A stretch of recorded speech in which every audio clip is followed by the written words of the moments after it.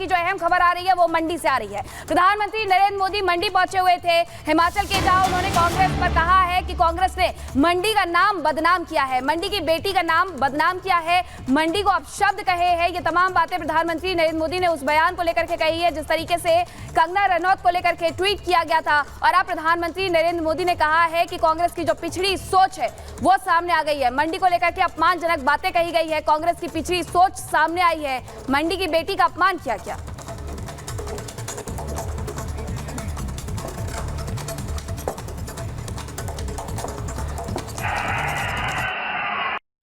अपने दम पर सफलता हासिल करने वाली बेटियों को कांग्रेस क्या बोलती है? कांग्रेस ने मंडी का नाम लेकर कंगना जी के लिए जो भद्दी बातें कही है वो मंडी का अपमान है, छोटी काशी का अपमान है, वो हिमाचल का अपमान है, हिमाचल की हर बेटी का अपमान है। जिस हिमाचल में शिकारी माता, मां ज्वाला, मां चिंतपूर्णी, मां भीमा काली की पूजा होती है, वहां की बेटी का ऐसा अपमान आज तक कांग्रेस के शाही परिवार ने इसके लिए माफी तक नहीं मांगी है। और चलिए आगे बढ़ते, बात अब जौनपुर की कर रहे हैं, जहां की जनता का निर्णय कल ईवीएम में बंद हो जाएगा। लेकिन 24 का चुनाव, इस बार कई मामलों में यहां राजनीतिक जो हलके हैं उनको सबक दिखाकर गया है दलों को, क्योंकि पूर्वांचल की इस सीट पर जिस तरह के समीकरण पिछले कुछ महीनों के दौरान बदलते दिखाई दिए हैं, उसने तकरीबन तमाम जो राजनीतिक दल हैं वहां बारी बारी से उन्हें बेचैन किया है। और अब बेचैनी सपा अध्यक्ष अखिलेश यादव को उनके चेहरे पर साफ दिखाई दे रही है। हम ऐसा क्यों कह रहे हैं, रिपोर्ट के जरिए आपको दिखाते हैं।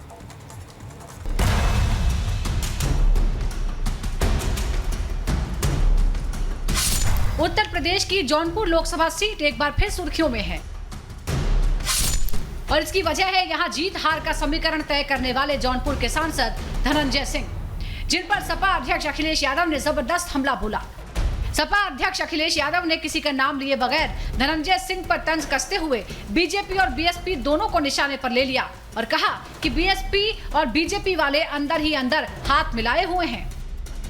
तो ये जो खेल है, जो मिला जुला खेल है, अंदर ही अंदर जो मिले हुए लोग हैं, इस बार जनता सब हिसाब किताब करने जा रही है। सुना था कि हमारी पार्टी से भी कुछ लोग टिकट मांग रहे थे, उसकी वजह से जेल जाना पड़ा। और ये बम्बई वाले सब तार जुड़े हुए हैं। सर क्या लगता है इस बार जनता सब समझ रही है। दरअसल सपा अध्यक्ष अखिलेश यादव का ये तंज जौनपुर सीट पर हवा के बदलते रुख पर था, जिसे लेकर उन्होंने बीजेपी पर निशाना लगाने के लिए पहले मार्च महीने से अपनी और धनंजय सिंह की मुलाकात का जिक्र किया और फिर बीजेपी और बीएसपी के हाथ मिले होने का आरोप जड़ दिया। दरअसल सियासी गलियारों में इस बात को लेकर चर्चा तेज रही कि लखनऊ में एक शादी समारोह में हुई मुलाकात के दौरान धनंजय सिंह ने अखिलेश यादव से जौनपुर सीट के लिए टिकट मांगा था, जिसके फौरन बाद ही धनंजय सिंह को अपहरण और रंगदारी के एक मामले में 7 साल की सजा हो गई। हालांकि बाद में ऐसे कई राजनीतिक घटनाक्रम सामने आए जिसने जौनपुर का समीकरण बदल कर रख दिया और इस चुनाव को और रोचक बना दिया। धनंजय सिंह के जेल जाने के बाद बीएसपी ने जहां उनकी पत्नी श्रीकला को जौनपुर से टिकट दिया, तो वहीं बाद में उनका टिकट काट भी दिया। इसके बाद अब धनंजय सिंह बीजेपी के समर्थन में आ गए हैं। सपा अध्यक्ष का ये तंज हवा के उसी बदलते रुख पर रहा, जिसका धनंजय सिंह ने करारा जवाब दिया है। जौनपुर में आपको दिखाई नहीं दिया, जेल भेज दिया, फिर जेल से बाहर ले लिया, फिर बसपा की टिकट कटवा दी, फिर बसपा से टिकट दिलवा दी।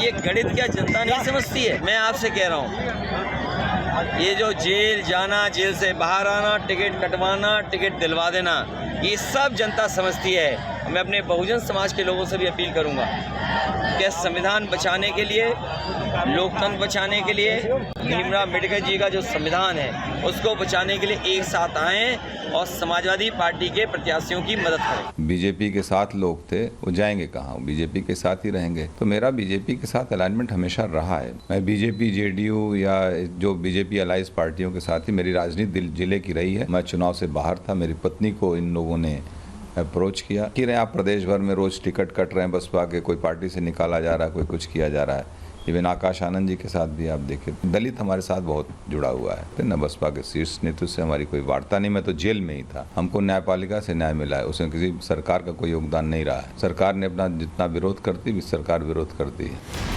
कुल मिलाकर साफ यह है कि धनंजय सिंह के बीजेपी को समर्थन देने का दबाव विपक्ष झेल नहीं पा रहा है और उसकी भरपाई अब आरोपों से की जा रही है। Bureau report, Republic Bharat.